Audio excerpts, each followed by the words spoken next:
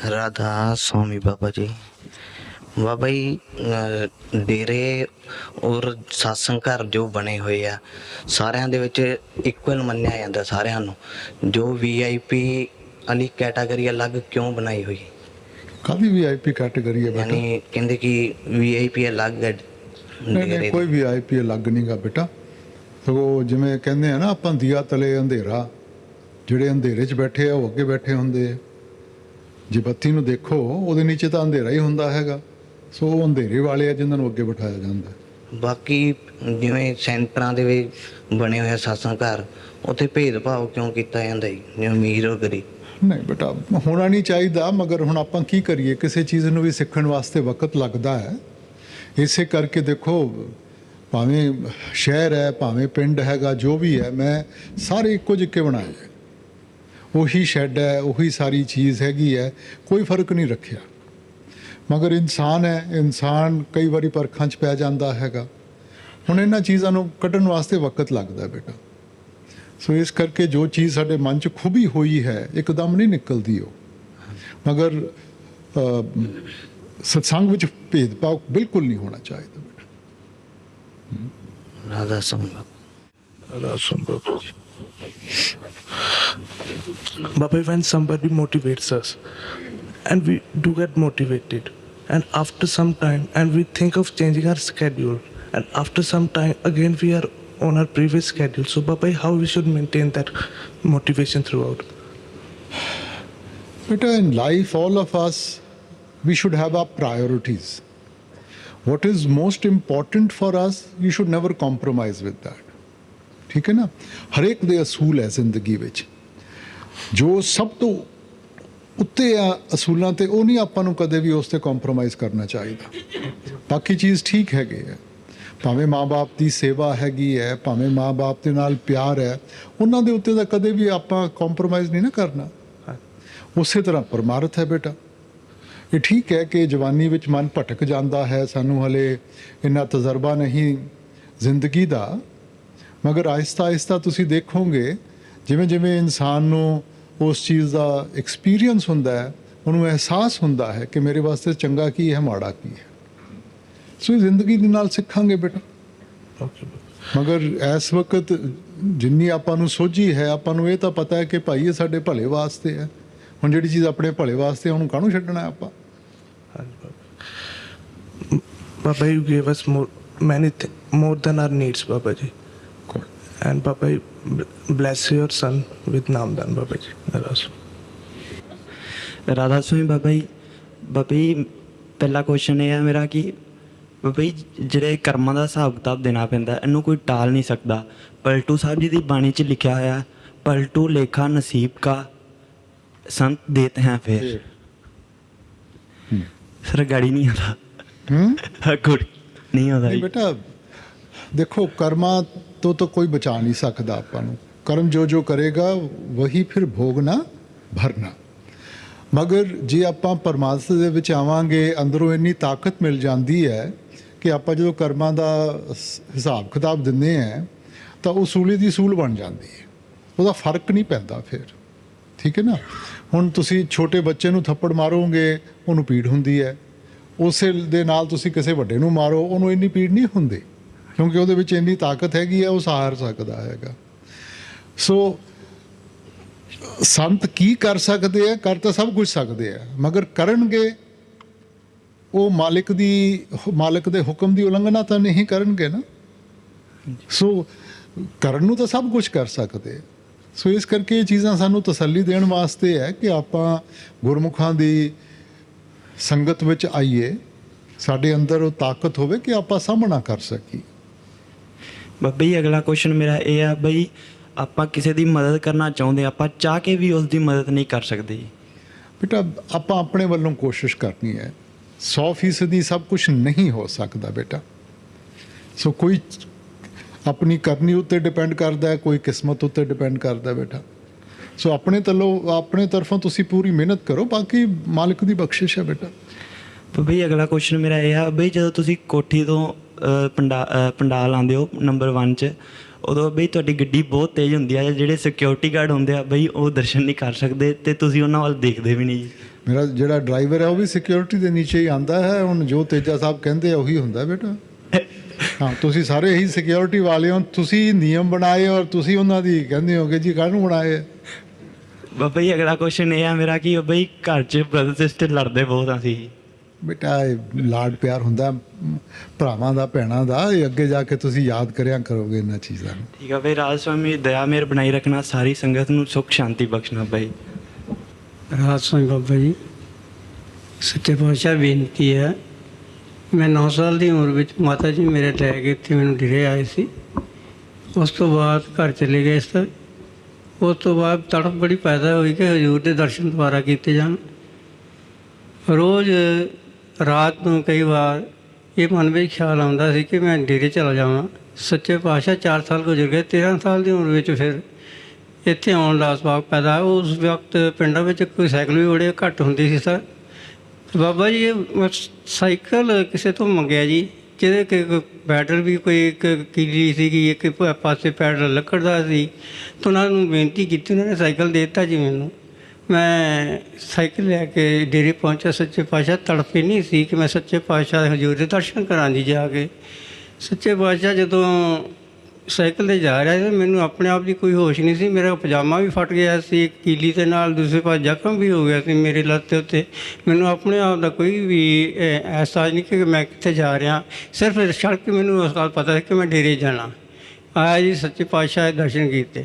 ਸੱਚੇ ਪਾਤਸ਼ਾਹ ਉਹ ਬਰਾਗ, ਉਹ ਤੜਪ ਦੁਬਾਰਾ ਪੈਦਾ ਨਹੀਂ। ਸੱਚੇ ਪਾਤਸ਼ਾਹ ਦਇਆ ਕਰੋ, ਦੁਬਾਰਾ ਮੇਰੇ ਵਿੱਚ ਤਾਂ ਬੇਟਾ ਦੇਖੋ, ਪਹਿਲਾਂ ਇੱਕ ਚੀਜ਼ ਆਪਾਂ ਸੱਚੇ ਪਾਤਸ਼ਾਹ ਇੱਕ ਚੀਜ਼ ਯਾਦ ਰੱਖੋ ਕਿ ਮਾਲਿਕ ਕੋਈ ਚੀਜ਼ ਦੇ ਕੇ ਨਾ ਵਾਪਸ ਨਹੀਂ ਲੈਂਦਾ। ਉਹਦੇ ਘਰ 'ਚ ਕਿਸੇ ਚੀਜ਼ ਦੀ ਕਮੀ ਨਹੀਂ ਕਿ ਉਹਨੇ ਇੱਕ ਤੋਂ ਲੈ ਕੇ ਦੂਜੇ ਨੂੰ ਦੇਣੀ ਹੈਗੀ ਹੈ। ਜੋ ਉਹਨੇ ਦੇਤਾ ਉਹਨੇ ਤਾਂ ਦੇਤਾ। ਆਪਾਂ ਵਕਤ ਦੀ ਗੱਲ ਹੁੰਦੀ ਹੈ ਜ਼ਿੰਦਗੀ ਦੇ ਵਿੱਚ, ਕਈ ਵਾਰੀ ਅਸੀਂ ਉਹਦੀ ਕਦਰ ਕਰਦੇ ਹਾਂ, ਕਈ ਵਾਰੀ ਅਸੀਂ ਕਦਰ ਨਹੀਂ ਕਰਦੇ। ਕਈ ਵਾਰੀ ਸਾਡਾ ਧਿਆਨ ਦੁਨੀਆ ਵਿੱਚ ਫਸ ਜਾਂਦਾ ਹੈ, ਜ਼ਿੰਮੇਵਾਰੀਆਂ ਵਿੱਚ ਚਲੇ ਜਾਂਦਾ ਹੈ। ਮਾਲਿਕ ਨਹੀਂ ਵਾਪਸ ਲੈਂਦਾ ਕਦੇ ਵੀ। ਸੋ ਇਹ ਤਾਂ ਬੜੀ ਮਾਲਿਕ ਦੀ ਬਖਸ਼ਿਸ਼ ਹੈ ਕਿ ਉਹਨੇ ਆਪਾਂ ਨੂੰ ਉਸ ਵਕਤ ਇਹੋ ਜਿਹਾ ਦੌਰ ਵਿੱਚੋਂ ਕੱਢ ਕੇ ਲੈ ਕੇ ਗਿਆ ਔਰ ਸਾਨੂੰ ਜੋੜਿਆ ਨਾਲ। ਸੋ ਇਸ ਕਰਕੇ ਆਪਾਂ ਤਾਂ ਉਹਦੇ ਭਾਣੇ ਵਿੱਚ ਰਹਿਣਾ ਹੈ, ਉਹਦੇ ਹੁਕਮ ਵਿੱਚ ਰਹਿਣਾ ਹੈ। ਇਹਨਾਂ ਸਭ ਚੀਜ਼ਾਂ ਦੇ ਬਾਵਜੂਦ ਭਜਨ ਬੰਦਗੀ ਕਰਨੀ ਹੈ ਜੀ ਬਾਬਾ ਜੀ। ਆਪਾਂ ਇਹ ਨਹੀਂ ਸੋਚਣਾ ਕਿ ਜੀ ਆਹ ਮਾਹੌਲ ਬਣੂਗਾ ਜਾਂ ਆਹ ਵਕਤ ਆਊਗਾ ਤਾਂ ਕਰੂੰਗਾ। ਜੀ ਬਾਬਾ ਜੀ। ਸੋ ਸਭ ਚੀਜ਼ਾਂ ਦੇ ਬਾਵਜੂਦ ਜੀ ਬਾਬਾ ਜੀ। ਬਾਬਾ ਜੀ ਦੂਸਰਾ ਬੇਨਤੀ ਹੈ ਕਿ ਹਜ਼ੂਰ ਦੇ ਦਰਸ਼ਨ ਕਈ ਵਾਰੀ ਨਾਮਦਾਨ ਤੋਂ ਪਹਿਲੇ ਵੀ ਕੀਤੇ, ਨਾਮਦਾਨ ਦੇ ਵਕਤ ਵੀ ਕੀਤੇ, ਬਾਅਦ ਵਿੱਚ ਵੀ ਬਹੁਤ ਵਾਰੀ ਹਜ਼ੂਰ ਦੇ ਦਰਸ਼ਨ ਹੁੰਦੇ ਆ ਜੀ। ਅਤੇ ਸੱਚੇ ਪਾਤਸ਼ਾਹ ਜਦੋਂ ਸਿਮਰਨ 'ਤੇ ਬੈਠਦੇ ਆ ਜੀ, ਹਜ਼ੂਰ ਦੇ ਸਾਰੇ ਬਹੁਤ ਪਿਆਰੇ ਸਰੂਪ ਸੱਚੇ ਪਾਤਸ਼ਾਹ, ਪਰ ਉਹਨਾਂ ਦੇ ਸਰੂਪ ਦਾ ਧਿਆਨ ਜਦੋਂ ਆਪਾਂ ਸਿਮਰਨ 'ਤੇ ਬੈਠਦੇ ਹਾਂ ਅਤੇ ਕਿਸ ਵਕਤ ਦਾ ਕਿਸੇ ਟਾਈਮ ਵਾਲਾ ਜਿਹੜਾ ਸਰੂਪ ਹੈ ਉਹਨਾਂ ਦਾ ਸੱਚੇ ਪਾਤਸ਼ਾਹ ਧਿਆਨ ਧਰ ਕੇ ਤਾਂ ਆਪਾਂ ਸਿਮਰਨ 'ਤੇ ਬੈਠੇ ਸੱਚੇ ਪਾਤਸ਼ਾਹ। ਬੇਟਾ ਸਾਡਾ ਧਿਆਨ ਸਾਡੇ ਵਾਸਤੇ ਗੱਲ ਨਹੀਂ ਗੀ। ਧਿਆਨ ਆਵੇ ਆ ਜਾਵੇ ਉਨੀ ਹੀ ਬਹੁਤ ਹੀ ਸੱਚੇ ਪਾਤਸ਼ਾਹ ਜਦੋਂ ਸਿਮਰਨ 'ਤੇ ਬੈਠੇ ਨਾ ਸਕਿੰਟਾਂ ਵਿੱਚ ਹੀ ਉਹ ਸਾਰੇ ਸਰੂਪ ਸੱਚੇ ਪਾਤਸ਼ਾਹ ਜਦੋਂ ਆਪਾਂ ਸਿਰਫ ਚਿਹਰੇ ਦਾ ਧਿਆਨ ਕਰਨਾ ਹੈ, ਹੋਰ ਕਿਸੇ ਚੀਜ਼ ਦਾ ਧਿਆਨ ਨਹੀਂ ਕਰਨਾ ਜੀ। ਸੱਚੇ ਬਸ ਪਾਤਸ਼ਾਹ ਚਿਹਰੇ ਨੂੰ ਸਾਹਮਣੇ ਰੱਖ ਕੇ। ਜੀ। ਔਰ ਇਹ ਬੇਟਾ ਮਨ ਦੀ ਉਤਾਵਲਾ ਪਰ ਜਿੰਨਾ ਚਿਰ ਮਨ ਨਹੀਂ ਟਿਕਦਾ ਨਾ ਧਿਆਨ ਨਹੀਂ ਆਊਗਾ। ਜੀ ਸੋ ਧਿਆਨ ਆਪਾਂ ਸਿਮਰਨ ਕਰ ਸਕਦੇ ਹਾਂ, ਬਾਕੀ ਨਹੀਂ ਆਪਾਂ ਕਰ ਸਕਦੇ, ਬਾਕੀ ਉਹਦੀ ਬਖਸ਼ਿਸ਼ ਹੈ।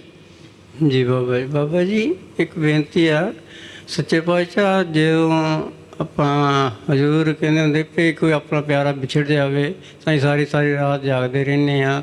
ਸੱਚੇ ਪਾਤਸ਼ਾਹ ਕਈ ਰਾਤਾਂ ਮੈਂ ਜਾਗ ਕੇ ਗੱਟੀਆਂ ਕਿ ਸੱਚੇ ਪਾਤਸ਼ਾਹ, ਫਿਰ ਵੀ ਕਦੀ ਨਾ ਕਦੀ ਨਾ ਜੀ ਨੀਂਦ ਆ ਜਾਂਦੀ ਹੈ। ਸੱਚੇ ਪਾਤਸ਼ਾਹ ਦਇਆ ਮੇਰ ਕਰੋ ਕਿ ਇੱਕ ਰਾਤ ਤਾਂ ਉਹਨਾਂ ਦੇ ਹਜ਼ੂਰ ਦੇ ਸੱਚੇ ਪਾਤਸ਼ਾਹ ਉਹਨਾਂ ਦੇ ਹਜ਼ੂਰ ਦੇ ਕਹੇ ਅਨੁਸਾਰ ਇੱਕ ਰਾਤ ਤਾਂ ਉਹਨਾਂ ਦੇ ਹੁਕਮ ਵਿੱਚ ਰਹਿ ਕੇ ਕੱਟ ਆਪਾਂ ਇਹ ਚੀਜ਼ ਤਾਂ ਆਪਾਂ ਕਰਨੀ ਹੈ ਨਾ। ਹੁਣ ਆਪਾਂ ਸਾਰਾ ਕੁਝ ਮੰਗ ਵਿੱਚ ਲੈ ਆਉਂਦੇ ਹਾਂ ਕਿ ਉਹੀ ਕਰੇ, ਉਹੀ ਕਰਵਾਵੇ। ਮਕਸਦ ਇਹ ਹੈ ਕਿ ਆਪਾਂ ਉਸ ਚੀਜ਼ ਦੀ ਕਿੰਨੀ ਕਦਰ ਕਰਦੇ ਹਾਂ। ਸਾਡਾ ਫਰਜ਼ ਹੈ ਕਿ ਅਸੀਂ ਆਪਣੇ ਵੱਲੋਂ ਮਿਹਨਤ ਕਰੀਏ। ਜਿੰਨੀ ਮਿਹਨਤ ਕਰਾਂਗੇ ਉਸ ਤੋਂ ਕਿਤੇ ਜ਼ਿਆਦਾ ਦੇਊਗਾ। ਸੋ ਇਹ ਤਾਂ ਸਾਡੀ ਅਵਸਥਾ ਇਹੋ ਜਿਹੀ ਹੋਣੀ ਚਾਹੀਦੀ ਹੈ ਨਾ। ਰਸਮ ਬਾਬਾ ਜੀ ਦਾਸ ਨੂੰ ਮਾਫ਼ ਕਰਨਾ, ਗਲਤੀਆਂ ਦਾ ਪੁੱਤਰਾ। ਬਾਬਾ ਜੀ ਇੰਨੀ ਕਾਇਆ ਦਾ ਮਾਲਕ ਨਹੀਂ ਹੈਗਾ ਵੀ ਕੁੱਲ ਮਾਲਕ ਤੇ ਰੱਬ ਨੂੰ ਕੋਈ ਸਵਾਲ ਕਰ ਸਕੇ। ਮਾफ़ੀ ਦੇਣਾ ਬਾਬਾ ਜੀ। ਬਹੁਤ ਸੋਹਣਾ ਪਰਿਵਾਰ ਦਿੱਤਾ ਹੈ, ਮਾਂ ਪਿਓ ਦਿੱਤੇ, ਤੇ ਆਪਣੀ ਹਮੇਸ਼ਾ ਦਇਆ ਮਿਹਰ ਬਣਾਈ ਰੱਖਣਾ। ਇਹ ਸੱਚੇ ਪਾਤਸ਼ਾਹ ਜੇ ਨਾਮਦਾਨ ਦੀ ਬਖਸ਼ਿਸ਼ ਹੋਈ ਆ ਤੇ ਬਾਬਾ ਜੀ ਬਸ ਭਜਨ ਸਿਮਰਨ ਤੇ ਬੈਠਿਆ ਨਹੀਂ ਜਾਂਦਾ। ਜਿੱਦਣ ਬੈਠਿਆ ਜਾਂਦਾ ਉਦੋਂ ਬਹੁਤ ਖੁਸ਼ੀ ਹੁੰਦੀ, ਜਿੱਦਣ ਨਹੀਂ ਬੈਠਿਆ ਜਾਂਦਾ ਉਦੋਂ ਬਹੁਤ ਉਦਾਸੀ ਹੁੰਦੀ। ਆਪਣੀ ਦਇਆ ਦਾ ਮਿਹਰ ਬਣਾਈ ਰੱਖਣਾ। ਬੇਟਾ ਦੇਖੋ, ਆਪਾਂ ਨਾਗਾ ਨਹੀਂ ਆਣ ਦੇਣਾ ਬੇਟਾ। ਦੇਖੋ ਕਿਸੇ ਚੀਜ਼ ਵਿੱਚ ਨਾਗਾ ਪੈ ਜੇ ਨਾ, ਬੱਚਾ ਇੱਕ ਦਿਨ ਸਕੂਲ ਨਾ ਜਾਵੇ, ਨਾਗਾ ਪੈ ਜੇ ਤਾਂ ਉਹਨੂੰ ਦੁੱਗਣੀ ਮਿਹਨਤ ਕਰਨੀ ਪੈਂਦੀ ਹੈ। ਉਸੇ ਤਰ੍ਹਾਂ ਬੇਟਾ ਕੋਸ਼ਿਸ਼ ਕਰੋ ਰੋਜ਼ ਬੈਠਣ ਦਾ। ਆਪਾਂ ਪਰਖ ਨਹੀਂ ਕਰਨੀ ਬਣ ਰਿਹਾ ਨਹੀਂ ਬਣ ਰਿਹਾ, ਤੁਸੀਂ ਵਕਤ ਕੱਢੋ। ਜੇ ਆਪਾਂ ਵਕਤ ਕੱਢਣਾ ਸ਼ੁਰੂ ਕਰ ਦੇਵਾਂਗੇ, ਹੁਣ ਦੇਖੋ ਦਿਨ 'ਚ 24 ਘੰਟੇ ਹੈ, 24 ਘੰਟਿਆਂ ਸਿਰਫ 10% ਦੀ ਵਕਤ ਹੀ ਆਪਾਂ ਕੱਢਣਾ। ਹੁਣ ਜੇ ਆਪਾਂ ਕਹੀਏ ਕਿ ਜੀ ਹੋਰ ਜਿਹੜੇ ਕੰਮ ਹੈ ਉਹ ਸਾਡੇ ਵਾਸਤੇ ਕਰਨੇ ਆਸਾਨ ਹੋ ਜਾਂਦੇ ਹੈ, ਭਜਨ ਸਿਮਰਨ ਸਾਨੂੰ ਔਖਾ ਲੱਗਦਾ, ਮਗਰ ਇਹੀ ਤਾਂ ਚੀਜ਼ ਹੈ ਬੇਟਾ, ਇਹੀ ਤਾਂ ਸਾਡੀ ਕਦਰ ਹੈ। ਆਪਾਂ ਕਦਰ ਕਰਾਂਗੇ ਉਹਨਾਂ ਹੋਰ ਦੇਊਗਾ। ਬਾਬਾ ਜੀ ਇੱਕੋ ਇੱਛਾ ਬਾਬਾ ਜੀ, ਆਪਣੇ ਸਭ ਨੇ ਜਿੱਦਾਂ ਤੁਸੀਂ ਦਰਸ਼ਨ ਦੇ ਰਹੇ ਹੋ ਇਦਾਂ ਹੀ ਅੰਦਰ ਦਰਸ਼ਨ ਦਿਓ ਬਾਬਾ। ਰਾਸਮ ਬਾਬਾ ਜੀ ਤੁਹਾਡੀ ਦਇਆ ਮਿਹਰ ਨਾਲ ਇਹ ਤੇ ਪਤਾ ਲੱਗ ਗਿਆ ਵੀ ਸੱਚੀ ਕਰਨੀ ਕੀ ਆ। ਦਾਸ ਚਾਹੁੰਦਾ ਹੋਇਆ ਵੀ ਉਹਦੇ ਵਿੱਚ ਕਾਮਯਾਬ ਕਿਉਂ ਨਹੀਂ ਹੁੰਦਾ। ਨਹੀਂ ਬੇਟਾ, ਹੁਣ ਆਪਾਂ ਕਰਮਾਂ ਦੇ ਨੀਚੇ ਦੱਬੇ ਹੋਏ ਆ ਬੇਟਾ। ਹੁਣ ਜਿਹੋ ਜਿਹੇ ਪ੍ਰਭਾਵ ਲੈ ਕੇ ਬੱਚਾ ਸਕੂਲ ਵਿੱਚ ਜਾਂਦਾ ਹੈਗਾ, ਉਸੇ ਤਰ੍ਹਾਂ ਉਹਨੂੰ ਮਿਹਨਤ ਕਰਨੀ ਪਊਗੀ। ਜਿਹਦਾ ਘਰ ਦਾ ਪ੍ਰਭਾਵ ਚੰਗਾ ਹੈਗਾ ਉਹਨੇ ਤਾਂ 2 ਮਿੰਟਾਂ 'ਚ ਆਪਣਾ ਧਿਆਨ ਲਗਾ ਲੈਣਾ ਹੈ। ਜਿਹਦੇ ਘਰ ਵਿੱਚ ਮੁਸੀਬਤਾਂ ਹੈਗੀਆਂ, ਦੁੱਖ ਸੁੱਖ ਹੈਗਾ, ਉਹਨੂੰ ਧਿਆਨ ਵਿੱਚ ਥੋੜ੍ਹੀ ਜਿਹੀ ਦੇਰ ਲੱਗਦੀ ਹੈ ਬੇਟਾ। ਸੋ ਜੋ ਵੀ ਕਰਮ ਲੈ ਕੇ ਆਏ ਹੈ, ਆਪਾਂ ਇਹਨਾਂ ਚੀਜ਼ਾਂ ਦੇ ਬਾਵਜੂਦ ਭਜਨ ਸਿਮਰਨ ਕਰਨਾ। ਅਸੀਂ ਸੋਚਦੇ ਹਾਂ ਸਾਰਾ ਕੁਝ ਠੀਕ ਹੋ ਜਾਊਗਾ ਫਿਰ ਕਰਾਂਗੇ, ਫਿਰ ਤਾਂ ਲੋੜ ਹੀ ਨਹੀਂ ਗੀ। ਲੋੜ ਤਾਂ ਹੋਣਾ ਹੈ ਨਾ ਜੀ। ਬਿਮਾਰ ਆਦਮੀ ਡਾਕਟਰ ਕੋਲੇ ਜਾਂਦਾ, ਕੋਈ ਚੰਗਾ ਭਲਾ ਤਾਂ ਨਹੀਂ ਜਾਂਦਾ। ਸੋ ਇਸ ਕਰਕੇ ਆਪਾਂ ਇਹ ਨਹੀਂ ਦੇਖਣਾ ਕਿ ਕਿਸ ਦੌਰ ਵਿੱਚੋਂ ਗੁਜ਼ਰ ਰਹੇ ਹਾਂ। ਤੁਸੀਂ ਕਹੋ ਕਿ ਮੈਂ ਜ਼ਿੰਮੇਵਾਰੀ ਚੁੱਕੀ ਹੈ, ਮੈਂ ਨਿਭਾਣੀ ਹੈ। ਅਸੀਂ ਆਪਣੀ ਜ਼ਿੰਮੇਵਾਰੀ ਨਿਭਾਈਏ, ਮਾਲਿਕ ਆਪਣੀ ਨਿਭਾਊਗਾ। ਹੋਰ ਬਾਬਾ ਜੀ ਤੁਹਾਡੇ ਜਿੰਨੇ ਮਰਜ਼ੀ ਦਰਸ਼ਨ ਕਰ ਲਓ, ਸਬਰ ਜਿਹਾ ਨਹੀਂ ਆਉਂਦਾ। ਹਰ ਟਾਈਮ ਪਿਆਸ ਜੀ ਲੱਗੀ ਰਹਿੰਦੀ ਦਰਸ਼ਨ ਦੀ। ਇਹ ਤਾਂ ਚੰਗੀ ਗੱਲ ਹੈ ਬੇਟਾ, ਮਗਰ ਆਪਾਂ ਬਾਹਰਲੇ ਦਰਸ਼ਨ ਤਾਂ ਥੋੜ੍ਹੇ ਜਿਹੇ ਦੇਰ ਵਾਸਤੇ ਹੋਣਗੇ। ਜੇ ਆਪਾਂ ਉਸ ਭਾਵਨਾ ਨੂੰ ਆਪਾਂ ਇਕਾਗਰ ਕਰਕੇ ਇੱਥੇ ਅੰਦਰੋਂ ਦਰਸ਼ਨ ਕਰਾਂਗੇ, ਉਹ ਤਾਂ ਕਦੇ ਫਿਰ ਵਿਛੋੜਾ ਨਹੀਂ ਨਾ ਹੋਣਾ। ਫਿਰ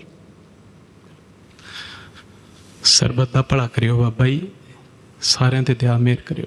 ਰਾਧਾ ਸੁਣੋ ਬਾਬਾ ਜੀ, ਸਭ ਤੋਂ ਪਹਿਲਾਂ ਤਾਂ ਬਹੁਤ ਵੱਡਾ ਥੈਂਕ ਯੂ ਕਿ ਤੁਸੀਂ ਮੈਨੂੰ ਇਸ ਲਾਇਕ ਸਮਝਿਆ। ਤੇ ਮੇਰਾ ਪਹਿਲਾ ਕੁਐਸਚਨ ਹੈ ਕਿ 3 ਸਾਲ ਪਹਿਲਾਂ ਨਾ ਮੇਰੇ ਦਾਦੀ ਮਾਂ ਦੀ ਡੈਥ ਹੋ ਗਈ ਦੀਵਾਲੀ ਵਾਲੇ ਦਿਨ, ਤੇ ਸਾਡੇ ਜਿਹੜੇ ਰਿਲੇਟਿਵਸ ਹੈ ਉਹ ਸਾਨੂੰ ਕਹਿੰਦੇ ਕਿ ਤੁਸੀਂ ਹੁਣ ਦੀਵਾਲੀ ਨਹੀਂ ਸੈਲੀਬ੍ਰੇਟ ਕਰ ਸਕਦੇ। ਇਹ ਠੀਕ ਹੈ ਬੇਟਾ? ਜਿਹਨੇ ਜਾਣਾ ਉਹ ਤਾਂ ਚਲੇ ਗਿਆ ਬੇਟਾ। ਦੁਨੀਆ ਨੇ ਨਾ ਆਪਣੇ ਆਪਣੇ ਰੀਤ ਰਿਵਾਜ ਬਣਾਏ ਹੋਏ ਹੈ, ਠੀਕ ਹੈ ਨਾ। ਹੁਣ ਜਿਸ ਸੁਸਾਇਟੀ ਵਿੱਚ ਆਪਾਂ ਰਹਿੰਦੇ ਬੇਟਾ, ਫਿਰ ਉਸ ਸੁਸਾਇਟੀ ਦੇ ਜਿਹੜੇ ਵੀ ਨੋਰਮਸ ਬਣੇ ਹੋਏ ਆ ਉਹਨਾਂ ਵਿੱਚ ਆਪਾਂ ਨੂੰ ਚੱਲਣਾ ਪੈਂਦਾ। ਮਗਰ ਜਿਹੜਾ ਚਲੇ ਗਿਆ ਉਹ ਤਾਂ ਚਲੇ ਗਿਆ। ਹੁਣ ਤੁਸੀਂ ਪਿੱਛੋਂ ਦੀਵਾਲੀ ਮਨਾਓ ਨਾ ਮਨਾਓ, ਉਹਨੂੰ ਤਾਂ ਕੋਈ ਪਤਾ ਨਹੀਂ। ਜਿਹਨੇ ਜਿਸਮ ਛੱਡਤਾ ਉਹ ਤਾਂ ਖਤਮ ਹੋ ਗਿਆ ਸਾਰਾ। ਸੋ ਇਹ ਰੀਤ ਰਿਵਾਜ ਹੈਗੇ ਆ, ਠੀਕ ਹੈ ਬੇਟਾ। ਹੁਣ ਆਪਾਂ ਕੀ ਕਰੀਏ, ਮਗਰ ਮੇਰੇ ਵੱਲੋਂ ਕੋਈ ਇਹੋ ਜਿਹੀ ਰੋਕ ਨਹੀਂ ਗਈ। Thank you. ਮੈਂ ਨਾਮਦਾਨ ਦੀ ਬਖਸ਼ਿਸ਼ ਜ਼ਰੂਰ ਕਰਨਾ। ਉਮਰ ਕਿੰਨੀ ਹੈ ਤੁਹਾਡੀ? 17 ਹੈ 17 17। ਅੱਛਾ, ਵੈਰੀ ਗੁੱਡ। ਰਾਧਾ ਸਵਾਮੀ ਬਾਬਾ ਜੀ। ਨਹੀਂ 17 ਨੂੰ ਤੁਸੀਂ ਸੇਵਾ ਚ ਆਣ ਦਿੰਦੇ ਹੋ ਵਿਦ ਦ ਪੇਰੈਂਟਸ? ਤੂੰ ਆਪਣੀ ਮੰਮਾ ਨਾਲ ਆਈ ਹੈ? ਅੱਛਾ। ਰਾਧਾ ਸਵਾਮੀ ਬਾਬਾ ਜੀ, ਬਹੁਤ ਬਹੁਤ ਧੰਨਵਾਦ ਬਾਬਾ ਜੀ, ਇਹ ਵਧੀਆ ਮੌਕਾ ਦਿੱਤਾ ਤੁਸੀਂ। ਬਾਬਾ ਜੀ ਇਹ ਮੌਕਾ ਮੈਂ ਨਹੀਂ ਦਿੱਤਾ, ਇਹ ਮੌਕਾ ਤਾਂ ਕੋਵਿਡ ਨੇ ਦਿੱਤਾ। ਤੁਸੀਂ ਉਹਦਾ ਸ਼ੁਕਰ ਕਰੋ। ਹੈ ਬਾਬਾ ਜੀ ਤੁਹਾਡਾ ਬਹੁਤ ਬਹੁਤ ਦੇਖੋ, ਸ਼ੁਕਰੀਆ। ਹਰੇਕ ਚੀਜ਼ ਦਾ ਫਾਇਦਾ ਵੀ ਹੁੰਦਾ, ਹਰੇਕ ਚੀਜ਼ ਦਾ ਨੁਕਸਾਨ ਵੀ ਹੁੰਦਾ। ਬਹੁਤ ਬਹੁਤ ਧੰਨਵਾਦ ਜੀ, ਤੁਸੀਂ ਆਪਣੇ ਚਰਨਾਂ ਨਾਲ ਲਗਾ ਕੇ ਰੱਖਿਆ ਜੀ। ਇੰਨੀ ਵਧੀਆ ਫੈਮਿਲੀ ਦਿੱਤੀ ਜੀ। ਸਾਰੀ ਸੰਗਤ ਉੱਪਰ ਤੇ ਮੇਰੀ ਫੈਮਿਲੀ ਉੱਪਰ ਦਇਆ ਮਿਹਰ ਬਣਾਈ ਰੱਖਣਾ ਬਾਬਾ ਜੀ। ਬੇਟਾ ਕਦਰ ਕਰੀਏ ਆਪਾਂ। ਦੇਖੋ ਹਰੇਕ ਚੀਜ਼ ਦਾ ਨਾ ਇੱਕ ਜ਼ਰੀਆ ਹੁੰਦਾ ਹੈ। ਮਾਲਿਕ ਨੇ ਆਪਣੇ ਉੱਤੇ ਇੰਨੀ ਬਖਸ਼ਿਸ਼ ਕੀਤੀ ਹੈ ਤਾਂ ਸਾਡਾ ਵੀ ਫਰਜ਼ ਬਣਦਾ ਹੈ ਬੇਟਾ। ਸੋ ਇਸ ਕਰਕੇ ਜੇ ਮਾਲਿਕ ਨੇ ਇਹੋ ਜਿਹੀ ਚੰਗੀ ਅਵਸਥਾ ਦਿੱਤੀ ਹੈ, ਆਪਾਂ ਵੀ ਫਿਰ ਦੂਜਿਆਂ ਦੀ ਸਹਾਰਾ ਬਣੀਏ, ਆਪਾਂ ਵੀ ਉਹਨਾਂ ਦਾ ਦੁੱਖ ਸੁੱਖ ਵੰਡੀਏ ਬੇਟਾ।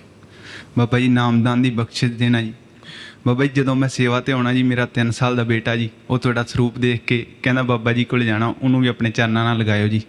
ਬੇਟਾ ਤੁਸੀਂ ਚੰਗਾ ਉਦਾਹਰਨ ਬਣੋਗੇ ਤਾਂ ਆਪਣੇ ਆਪ ਉਹਦੇ ਵਿੱਚ ਵੀ ਉਹੋ ਜਿਹੇ ਸੰਸਕਾਰ ਪੈਦਾ ਹੋਣਗੇ ਬੇਟਾ। ਠੀਕ ਹੈ ਬਾਬਾ ਜੀ। ਰਾਧਾ ਸਵਾਮੀ। ਰਾਧਾ ਸਵਾਮੀ ਬਾਬਾ ਜੀ। ਬਾਬਾ ਜੀ ਜਿਹੜੀ ਸੰਗਤ ਸੇਵਾ ਕਰ ਰਹੀ ਆ ਉਹ ਡੇਰੇ ਦੇ ਵਿੱਚ ਖਿੜੇ ਮੱਥੇ ਆ, ਜਿਹੜੀ ਬਾਹਰ ਸੰਗਤ ਆ ਉਹ ਤਰਸ ਰਹੀ ਆ। ਸੱਚੇ ਪਾਤਸ਼ਾਹ ਉਹਨਾਂ ਤੇ ਵੀ ਦਇਆ ਕਰੋ, ਉਹਨਾਂ ਨੂੰ ਵੀ ਸੇਵਾ ਦਾ ਮੌਕਾ ਦਿਓ। ਬੇਟਾ ਮੈਂ 90 'ਚ ਜਦੋਂ ਇੱਥੇ ਆਇਆ ਸੀ ਨਾ ਤਾਂ ਮੈਂ ਮਨ ਵਿੱਚ ਇੱਕ ਸੋਚ ਰੱਖੀ ਸੀ ਕਿ ਮੈਂ ਕਦੇ ਵੀ ਮੀਡੀਆ ਵਿੱਚ ਨਹੀਂ ਜਾਣਾ ਮੈਂ, ਠੀਕ ਹੈ। ਹੁਣ ਕਿਉਂਕਿ ਸੰਗਤ ਆ ਨਹੀਂ ਸਕਦੀ ਉਹਨਾਂ ਕਰਕੇ ਮੈਨੂੰ ਵੀ ਆਪਣਾ ਵਾਅਦਾ ਤੋੜਨਾ ਪੈ ਗਿਆ। ਸੱਚੇ ਪਾਤਸ਼ਾਹ ਤੁਸੀਂ ਰੱਬ ਹੋ, ਇਹ ਕਰੋਨਾ ਜਿਹੜਾ ਤੁਹਾਡੇ ਤੁਸੀਂ ਦੂਰ ਕਰ ਸਕਦੇ ਇਹ ਹੋ। ਕਰੋਨਾ ਨਹੀਂਗਾ, ਇਹ ਕਰੁਣਾ ਹੈ, ਠੀਕ ਹੈ ਨਾ। ਸੋ ਇਸ ਕਰਕੇ ਇਹ ਜਿਹੜਾ ਬੋਝ ਹੈ ਇਨਸਾਨ ਨੇ ਖੁਦ ਆਪਣੇ ਉੱਤੇ ਪਾਇਆ। ਆਪਾਂ ਜਿਹੜੀ ਤਬਾਹੀ ਕਰ ਰਹੇ ਹਾਂ ਨਾ, ਭਾਵੇਂ ਆਪਣੇ ਖੇਤਾਂ ਦੀ ਹੈ ਤਾਂ ਭਾਵੇਂ ਇਨਵਾਇਰਨਮੈਂਟ ਦੀ ਹੈ, ਸਾਰਾ ਕੁਝ ਹੈ। ਇਹ ਬਿਮਾਰੀ ਆਪਾਂ, ਜਿਵੇਂ ਆਪਾਂ ਕਹਿੰਦੇ ਆ ਨਾ ਆਪ ਬੈਲ ਮੁਝੇ ਮਾਰ, ਇਹ ਬਿਮਾਰੀਆਂ ਅਸੀਂ ਬੁਲਾਉਂਦੇ ਹਾਂ ਬੇਟਾ। ਜਿੰਨਾ ਚਿਰ ਇਹ ਤਾਂ ਮਾਲਿਕ ਨੇ ਸਾਨੂੰ ਥੋੜ੍ਹਾ ਜਿਹਾ ਉਹਦਾ ਉਦਾਹਰਨ ਜਿਹਾ ਦਿੱਤਾ ਹੈਗਾ ਕਿ ਭਾਈ ਬਚਾ ਲਓ ਆਪਣੇ ਆਪ ਨੂੰ।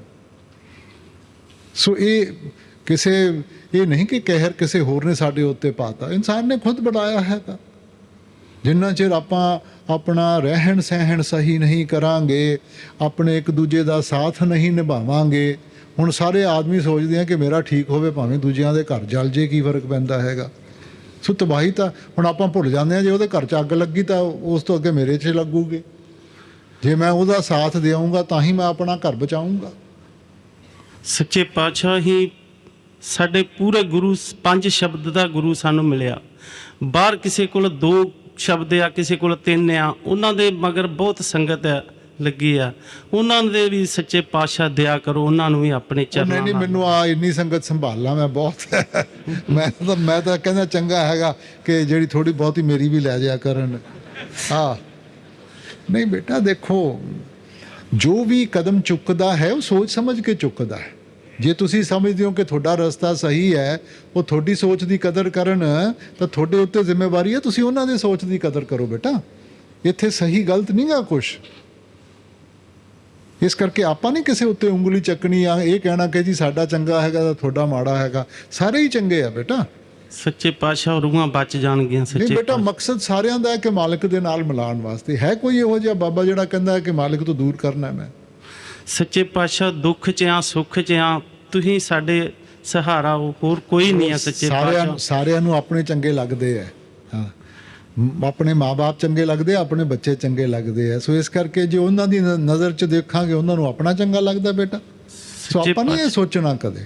ਸਾਰੀ ਦਇਆ ਸੰਗਤ ਤੇ ਬਣਾਈ ਰੱਖਿਓ, ਸਾਰੀ ਸੰਗਤ ਨੂੰ ਸੱਚੇ ਪਾਤਸ਼ਾਹ ਇਸੇ ਤਰ੍ਹਾਂ ਖੁਸ਼ੀਆਂ ਭਰਿਆ ਰੱਖਿਓ। ਸੱਚੇ ਪਾਤਸ਼ਾਹ ਉਹ ਕਦਰ ਤਾਂ ਕਰੋ, ਮਾਲਿਕ ਨੇ ਤਾਂ ਬਥੇਰੀ ਖੁਸ਼ੀਆਂ ਬਖਸ਼ੀਆਂ, ਆਪਾਂ ਨਹੀਂ ਕਦਰ ਕਰਦੇ। ਜੇ ਕਦਰ ਕਰਾਂਗੇ ਤਾਂ ਕਾਹਦੇ ਵਾਸਤੇ ਵਿਛੋੜਾ ਹੋਊਗਾ? ਵਿਛੋੜਾ ਬੇਟਾ ਆਪਾਂ ਦਿੱਤਾ ਵਿਆ, ਮਾਲਿਕ ਨੇ ਨਹੀਂ ਦਿੱਤਾ। ਕਦਰ ਕਰੋ। ਕਦੇ ਆਪਾਂ ਕਿਸੇ ਦਾ ਬੁਰਾ ਨਹੀਂ ਸੋਚਣਾ, ਕਦੇ ਆਪਾਂ ਕਿਸੇ ਉੱਤੇ ਉਂਗਲੀ ਨਹੀਂ ਉਠਾਣੀ। ਸਗੋਂ ਜੇ ਕੋਈ ਪਰਮਾਰਥ ਦੇ ਨਾਲ ਲੰਘਿਆ ਹੈ, ਭਾਵੇਂ ਜਿਹਦੇ ਨਾਲ ਮਰਜ਼ੀ ਲੱਗਿਆ ਹੋਵੇ, ਕੋਈ ਫਰਕ ਨਹੀਂ ਪੈਂਦਾ, ਲੱਗਿਆ ਤਾਂ ਹੈ ਨਾ, ਬਸ ਉਹਦੀ ਮਦਦ ਕਰੋ। ਬਹੁਤ ਚੰਗਾ ਹੈ, ਤੂੰ ਜਾਇਆ ਕਰ ਆਪਣੇ ਸਤਸੰਗ, ਮਾਲਿਕ ਦਾ ਨਾਮ ਜਪਿਆ ਕਰ। ਸੱਚੇ ਪਾਤਸ਼ਾਹ ਆਪਣੀ ਦਇਆ ਕਿਰਪਾ ਬਣਾਈ ਰੱਖਿਓ। ਸੱਚੇ ਪਾਤਸ਼ਾਹ ਬਲ ਬਖਸ਼ਿਓ। ਸੱਚੇ ਪਾਤਸ਼ਾਹ ਹਿੰਮਤ ਦਿਓ ਸੇਵਾ ਕਰਨ ਦਾ। ਆਪਣੀ ਸੰਗਤ ਜੇ ਵੱਧ ਗਈ ਨਾ ਤਾਂ ਤੁਸੀਂ ਕਹਿੰਦੇ ਹੋ ਜੀ ਮਿਲਦੇ ਨਹੀਂ ਗੇ, ਤਾਂ ਫਿਰ ਤੁਹਾਡਾ ਮਿਲਣਾ ਹੋਰ ਔਖਾ ਹੋ ਜਾਊਗਾ। ਜਿੰਨੀ ਘੱਟ ਰਹੂਗੀ ਉਨੇ ਸੁਖੀ ਰਹੋਗੇ ਤੁਸੀਂ, ਨਹੀਂ ਉਹਨਾਂ ਛੇਤੀ ਮਿਲਣਾ ਹੋਊਗਾ। ਜੇ ਜ਼ਿਆਦਾ ਵੱਧ ਗਈ ਤਾਂ ਫਿਰ ਉਹਨਾਂ ਵੀ ਔਖਾ ਹੋ ਜਾਊਗਾ। ਸੋ ਇਸ ਕਰਕੇ ਜੇ ਤੁਸੀਂ ਮਿਲਣਾ ਹੈ ਨਾ ਬਾਰ-ਬਾਰ, ਤਾਂ ਜਿਹੜੇ ਵੀ ਨਵੇਂ ਆਉਂਦੇ ਨਾ ਭਜਾ ਦਿਆ ਕਰੋ ਤੁਸੀਂ ਉਹਨਾਂ ਨੂੰ। ਰਾਸਮ ਬਾਬਾ ਜੀ, ਬਾਬਾ ਜੀ ਜਿੱਦਾਂ ਦੇਖਿਆ ਜਾਵੇ ਅੱਜ ਕੱਲ੍ਹ ਅਸੀਂ ਸਾਰੇ ਫ਼ੋਨ ਦੇ ਬਹੁਤ ਅਡਿਕਟਡ ਆ, ਹੈ ਨਾ। ਬਹੁਤ ਜ਼ਿਆਦਾ ਹੀ ਮਤਲਬ ਫ਼ੋਨ ਨੂੰ ਯੂਜ਼ ਕਰਦੇ ਹਾਂ। ਮਤਲਬ ਮੈਂ ਸ਼ਾਇਦ ਜ਼ਿਆਦਾ ਹੀ ਹਾਂ, ਕਿਉਂਕਿ ਮੈਂ ਬਹੁਤ ਫ਼ੋਨ ਨੂੰ ਲੱਗਦੀ ਹਾਂ। ਅਤੇ ਮੈਂ ਜਦੋਂ ਕਈ ਵਾਰ ਬਹੁਤ ਮੂਵੀਜ਼ ਦੇਖ ਲਾਂ, ਜਿੱਦਾਂ ਰਾਤ ਦੇ ਟਾਈਮ ਮੈਂ ਮੂਵੀ ਦੇਖ ਕੇ ਉਸ ਟਾਈਮ ਮੈਂ ਫ਼ੋਨ ਛੱਡ ਵੀ ਦੇਵਾਂ ਨਾ, ਉਸ ਟਾਈਮ ਜੋ ਅੰਦਰ ਥਿੰਕਿੰਗ ਆਉਂਦੀ ਹੈ ਉਹ ਇਹੀ ਹੈ ਕਿ ਸ਼ਾਇਦ ਅਸੀਂ ਮਰਨਾ ਹੀ ਹੈ। ਐਟ ਦ ਐਂਡ ਅਸੀਂ ਮਰਨਾ ਹੀ ਹੈ। ਸਾਰਾ ਕੁਝ ਜੋ ਹੋ ਗਿਆ ਫਿਰ ਤੇ ਐਟ ਦੇ ਐਂਡ ਅਸੀਂ ਮਰਨਾ ਹੀ ਹੈ। ਫਿਰ ਬਾਅਦ 'ਚ ਉਹ ਚੀਜ਼ ਉਸ ਟਾਈਮ ਫੀਲਿੰਗ ਆਉਂਦੀ ਹੈ ਕਿ ਅਸੀਂ ਕੁਛ ਨਹੀਂ ਕੀਤਾ ਬਾਬਾ ਜੀ, ਕੁਛ ਵੀ ਨਹੀਂ, ਮਤਲਬ ਦੁਨਿਆਵੀ ਚੀਜ਼ਾਂ 'ਚ ਫਸੇ ਰਹੇ ਹਾਂ ਅਸੀਂ। ਬੇਟਾ ਦੁਨੀਆ ਵਿੱਚ ਜੇ ਚੰਗੇ ਪ੍ਰਭਾਵ ਮਨ ਦੇ ਉੱਤੇ ਪੈਣਗੇ ਤਾਂ ਚੰਗਾ ਹੋਊਗਾ, ਜੇ ਮੰਦੇ ਪ੍ਰਭਾਵ ਪੈਣਗੇ ਤਾਂ ਮੰਦਾ ਹੀ ਹੋਊਗਾ। ਸੋ ਇਸ ਕਰਕੇ ਜੇ ਆਪਾਂ ਆਪਣੀ ਸੋਚ ਨੂੰ ਸਹੀ ਰਸਤੇ ਦੇ ਉੱਤੇ ਰੱਖਾਂਗੇ, ਸਹੀ ਕਰਾਂਗੇ। ਦੇਖੋ ਮੈਂ ਨਹੀਂ ਕਹਿੰਦਾ ਕਿ ਸੈੱਲਫੋਨ ਜਾਂ ਕੰਪਿਊਟਰ ਜਾਂ ਇਹ ਲੈਪਟਾਪ ਇਹ ਇਸਤੇਮਾਲ ਨਾ ਕਰੋ, ਮਗਰ ਉਹਨਾਂ ਦੇ ਤੁਸੀਂ ਗੁਲਾਮ ਨਾ ਬਣ ਜਾਓ। ਉਹ ਤੁਹਾਡੀ ਯੂਜ਼ ਵਾਸਤੇ ਹੈ, ਤੁਹਾਡੇ ਇਸਤੇਮਾਲ ਵਾਸਤੇ ਹੈ, ਕਿ ਨਾ ਕਿ ਤੁਸੀਂ ਉਹਨਾਂ ਦੇ ਮੁਹਤਾਜ ਹੋ ਜਾਓ। ਹੁਣ ਜੇ 24 ਘੰਟੇ ਆਪਾਂ ਉਹਨਾਂ ਚੀਜ਼ਾਂ 'ਚ ਹੀ ਫਸੇ ਰਵਾਂਗੇ ਕਿ ਆਹ ਕਰ ਲਿਆ, ਉਹਨੇ ਕੀ ਕਿਹਾ, ਆਹ ਕੀ ਹੋ ਗਿਆ, ਤਾਂ ਬੇਟਾ ਫਿਰ ਸਾਡੀ ਜ਼ਿੰਦਗੀ ਤਾਂ ਖਤਮ ਹੋ ਗਈ ਨਾ। ਪਹਿਲਾਂ ਜ਼ਮਾਨੇ ਵਿੱਚ ਜਦੋਂ ਇਹ ਨਹੀਂ ਹੁੰਦੇ ਸੀ ਉਦੋਂ ਵੀ ਤਾਂ ਜ਼ਿੰਦਗੀ ਚੱਲਦੀ ਸੀਗੀ ਔਰ ਅੱਗੇ ਵੀ ਚੱਲੂਗੀ। ਸੋ ਇਸ ਕਰਕੇ ਇਸਤੇਮਾਲ ਵਾਸਤੇ ਠੀਕ ਹੈਗਾ, ਮਗਰ ਜੇ ਇਹਨਾਂ ਦੇ ਮੁਹਤਾਜ ਹੋ ਕੇ ਰਹਿ ਜਾਓਗੇ, ਆਦਤ ਇੰਨੀ ਪੈ ਜਾਊਗੀ ਕਿ ਉਹਨਾਂ ਤੋਂ ਬਗੈਰ ਸਾਡਾ ਸਰਦਾ ਨਹੀਂਗਾ, ਤਾਂ ਫਿਰ ਬੇਟਾ ਤੁਸੀਂ ਸਾਰਾ ਕੁਝ ਹੀ ਉਹਨਾਂ ਦੇ ਸਪੁਰਦ ਕਰਤਾ, ਫਿਰ ਤੁਹਾਡਾ ਕੀ ਵਜੂਦ ਰਹਿ ਗਿਆ। ਹਾਂਜੀ ਬਾਬਾ ਜੀ, ਇਹੀ ਚੀਜ਼ ਮਤਲਬ ਧਿਆਨ 'ਚ ਇਹੀ ਆਉਂਦਾ ਹੈ ਉਸ ਟਾਈਮ। ਫਿਰ ਇਹੀ ਫੀਲਿੰਗ ਹੁੰਦੀ ਹੈ ਕਿ ਅਸੀਂ ਕੁਛ ਨਹੀਂ ਕੀਤਾ ਹੋਇਆ ਲਾਈਫ 'ਚ, ਮਤਲਬ ਜੇ ਐਟ ਦੀ ਐਂਡ ਉਸ ਟਾਈਮ ਹੀ ਜੇ ਮੌਤ ਆ ਜਾਵੇ ਤੇ ਫਿਰ ਸਾਡਾ ਕੀ ਬਣੇਗਾ। ਫਿਰ ਬਣੂਗਾ ਕੀ, ਸੈੱਲਫੋਨ ਆ ਕੇ ਬਣੇਗੀ ਤੂੰ ਜਹਾਂ ਆਸਾ ਤਹਾਂ ਵਾਸਾ। ਹਾਂਜੀ ਹਾਂਜੀ, ਜਿਹਦੇ ਨਾਲ ਸਾਰੀ ਉਮਰ ਜੁੜੀ ਵੀ ਹੈ, ਫਿਰ ਕਿਸੇ ਦੇ ਹੱਥ ਵਿੱਚ ਸੈੱਲਫੋਨ ਹੋਏਗੀ ਤੂੰ। ਹਾਂਜੀ ਬਾਬਾ ਜੀ, ਇਹੀ ਹੈ, ਮੈਨੂੰ ਬਹੁਤ ਟੈਨਸ਼ਨ ਰਹਿੰਦੀ ਉਸ ਟਾਈਮ। ਮੈਂ ਮੰਮੀ ਨੂੰ ਪੁੱਛਦੀ ਹੁੰਦੀ ਹਾਂ, ਮੰਮੀ ਕਿ ਮੈਂ ਕੀ ਕਰਾਂ, ਮਤਲਬ ਮੈਨੂੰ ਨੀਂਦ ਨਹੀਂ ਆ ਰਹੀ ਉਸ ਟਾਈਮ, ਇੰਨਾ ਜ਼ਿਆਦਾ ਮਤਲਬ ਫਰਸਟ੍ਰੇਟ ਬੰਦਾ, ਮਤਲਬ ਦਿਮਾਗ ਨੂੰ ਪਤਾ ਨਹੀਂ ਕੀ ਹੋ ਜਾਂਦਾ। ਨੀਂਦ ਆਊਗੀ ਜੇ ਮਨ ਸ਼ਾਂਤ ਹੋਊਗਾ। ਅਸੀਂ ਤਾਂ ਮਨ ਨੂੰ ਉਤਾਵਲਾਪਨ 'ਚ ਲਿਆਉਂਦੇ ਹਾਂ ਜੀ, ਪਿਕਚਰ ਦੇਖ ਲਈ ਜੀ, ਖਬਰ ਪੜ੍ਹ ਲਈ ਜੀ, ਆਹ ਪੜ੍ਹ ਲਈ ਜੀ, ਉਹ ਪੜ੍ਹ ਲਈ। ਤੁਸੀਂ ਤਾਂ ਜੇ ਮਨ ਨੂੰ ਚਾਲੂ ਰੱਖੋਗੇ ਤਾਂ ਨੀਂਦ ਕਿੱਥੋਂ ਆਊਗੀ। ਹਾਂਜੀ, ਮਨ ਨੂੰ ਸ਼ਾਂਤ ਕਰਾਂਗੇ ਤਾਂ ਨੀਂਦ ਆਊਗੀ। ਹਾਂਜੀ ਬਾਬਾ ਜੀ, ਜਦੋਂ ਇੱਥੇ ਵੀ ਸੈੱਲਫੋਨ ਲੈ ਆਈ ਹੈ? ਨਹੀਂ ਹੈ ਨਹੀਂ ਜੇ ਇੱਥੇ ਰਹਿ ਸਕਦੀਆਂ ਤਾਂ ਫਿਰ ਘਰੇ ਕਿਉਂ ਨਹੀਂ ਰਹਿ ਸਕਦੀ? ਹਾਂਜੀ ਇਹੀ ਹੈ ਹੁਣ, ਇੱਥੇ ਵੀ ਸ਼ਾਮ ਨੂੰ ਨੀਂਦ ਨਹੀਂ ਆਉਂਦੀ? ਨਹੀਂ ਮਤਲਬ ਨੀਂਦ ਆ ਜਾਂਦੀ ਵੈਸੇ ਤਾਂ। ਆ ਜਾਂਦੀ ਹੈ ਨਾ? ਹਾਂਜੀ ਹਾਂ, ਤਾਂ ਫਿਰ ਕਿਉਂਕਿ ਸੇਵਾ ਕਰਦੀ ਹੈ, ਮਿਹਨਤ ਕਰਦੀ ਹੈ, ਧਿਆਨ ਉਸ ਪਾਸੇ ਨਹੀਂ ਜਾਂਦਾ। ਹਾਂਜੀ ਹਾਂ, ਤਾਂ ਉਹੀ ਘਰੇ ਜਾ ਕੇ ਕਰਿਆ ਕਰੋ ਬੇਟਾ। ਹਾਂਜੀ ਬਾਬਾ ਜੀ, ਬਸ ਧਿਆਨ ਲਵਾਇਆ ਕਰੋ ਬਾਬਾ ਜੀ, ਮੇਰੇ ਤੋਂ ਸੱਚੀ ਧਿਆਨ ਸਾਰਾ ਕੁਝ ਹੀ ਬਾਬਾ ਕਰੂਗਾ, ਆਪਾਂ ਕੀ ਕਰਾਂਗੇ? ਹਾਂਜੀ ਸਾਡਾ ਵੀ ਤਾਂ ਕੋਈ ਫਰਜ਼ ਬਣਦਾ ਹੈ। ਹਾਂਜੀ ਹਾਂਜੀ, ਤਾਂ ਬੇਟਾ ਜਿੰਨਾ ਚਿਰ ਆਪਾਂ ਮਿਹਨਤ ਨਹੀਂ ਕਰਾਂਗੇ, ਉਹ ਸਹਾਰਾ ਬਣ ਸਕਦਾ ਹੈ, ਮਦਦ ਕਰ ਸਕਦਾ ਹੈ, ਮਗਰ ਕਦਮ ਤਾਂ ਆਪਾਂ ਚੁੱਕਣੇ ਹੈ।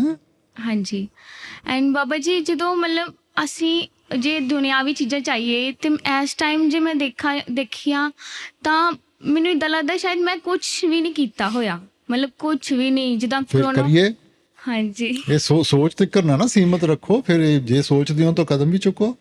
ਹਾਂਜੀ, ਮਤਲਬ ਸਕਸੈਸ ਜਿੰਨੀ ਚਾਹਨੀ ਆ ਮੈਂ ਉਨੀ ਮਿਲੀ ਹੀ ਨਹੀਂ ਹੋਈ। ਇਹ ਗੱਦੀ ਤੇ ਬਹਿ ਕੇ ਤਾਂ ਨਹੀਂ ਸਕਸੈਸ ਮਿਲ ਜਾਣੀ। ਨਹੀਂ ਨਹੀਂ, ਹਾਂ, ਤਾਂ ਉੱਠ ਕੇ ਮਿਹਨਤ ਕਰਾਂਗੇ ਤਾਂ ਮਿਲੂਗੀ। ਹਾਂਜੀ ਹਾਂ, ਤਾਂ ਫਿਰ ਬੇਟਾ ਕਰਨੀ ਵਿੱਚ ਲਗਾਓ ਆਪਣੇ ਆਪ ਨੂੰ।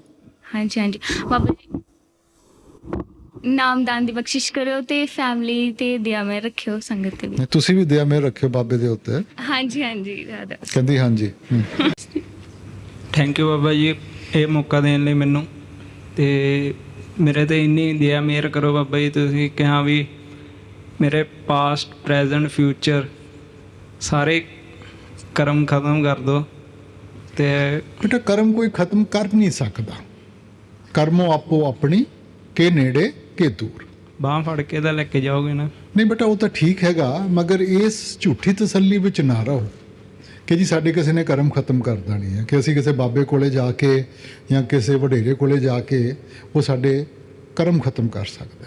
ਕਰਮ ਨਹੀਂ ਕੋਈ ਖਤਮ ਕਰ ਸਕਦਾ। ਕਰਮਾਂ ਦਾ ਹਿਸਾਬ ਕਿਤਾਬ ਬੇਟਾ ਸਾਰਿਆਂ ਨੇ ਦੇਣਾ। ਆਪਾਂ ਜੇ ਭਜਨ ਸਿਮਰਨ ਕਰਾਂਗੇ, ਉਹ ਇੱਕ ਜ਼ਰੀਆ ਹੈ ਜਿਹਦੇ ਜ਼ਰੀਏ ਉਹਦੀ ਸਾਡੇ ਉੱਤੇ ਬਖਸ਼ਿਸ਼ ਹੋਊਗੀ, ਸਾਡੇ ਅੰਦਰ ਇੰਨੀ ਤਾਕਤ ਜਾਗਰਿਤ ਹੋਊਗੀ ਕਿ ਆਪਾਂ ਇਹਨਾਂ ਸਭ ਚੀਜ਼ਾਂ ਦਾ ਸਾਹਮਣਾ ਕਰ ਸਕੀਏ।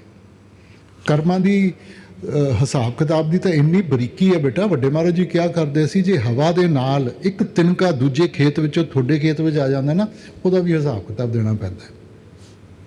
ਹੁਣ ਆਪਾਂ ਤਾਂ ਕੁਝ ਨਹੀਂ ਕੀਤਾ, ਇਹ ਤਾਂ ਕੁਦਰਤ ਦਾ ਨਜ਼ਾਰਾ ਸੀਗਾ, ਮਗਰ ਉਹਦਾ ਵੀ ਹਿਸਾਬ ਕਿਤਾਬ ਦੇਣਾ ਪਊਗਾ। ਔਰ ਜਿਹੜੀ ਚੀਜ਼ ਆਪਾਂ ਸੋਚ ਸਮਝ ਕੇ ਕਰਦੇ ਹਾਂ, ਫਿਰ ਉਹਦੀ ਜ਼ਿੰਮੇਵਾਰੀ ਤਾਂ ਜ਼ਿਆਦਾ ਬਣੂਗੀ ਨਾ।